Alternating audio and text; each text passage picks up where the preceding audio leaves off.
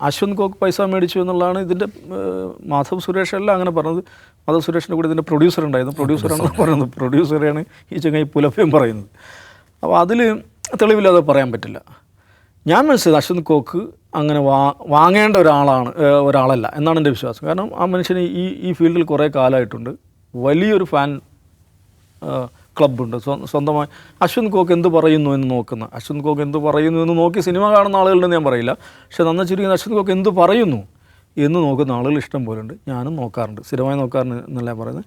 ഞാൻ സിനിമ കാണുമ്പോൾ അശ്വന്ത് കോക്കോ അല്ലെ വേറെ ഏതെങ്കിലും റിവ്യൂവർ പറഞ്ഞു നോക്കിയിട്ടില്ല. ഞാൻ ഇജാസിനോടാണ് ചോദിക്കുക.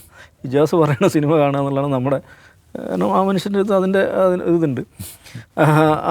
ഓരോരുത്തർക്കും ഓരോ രീതികളുണ്ടാവും. പക്ഷെ എന്ത് തന്നെയാലും പിന്നെ ഈ പബ്ലിക് പ്ലാറ്റ്ഫോമിൽ ഇങ്ങനെ കാശ് ചോദിച്ചു എന്ന് പറയുമ്പോൾ അതൊരാൾക്കെതിരെ നടത്തുന്ന വ്യക്തിപരമായൊരു ആരോപണമാണ്, ഗുരുതരമായൊരു ആരോപണമാണ്. ആ ആരോപണം ഉന്നയിക്കുമ്പോൾ ഒരു പബ്ലിക് പ്ലാറ്റ്ഫോമിൽ ഉന്നയിക്കുമ്പോൾ അതിനെ സാധൂകരിക്കുന്ന തെളിവുകൾ കൊണ്ടുവരണം.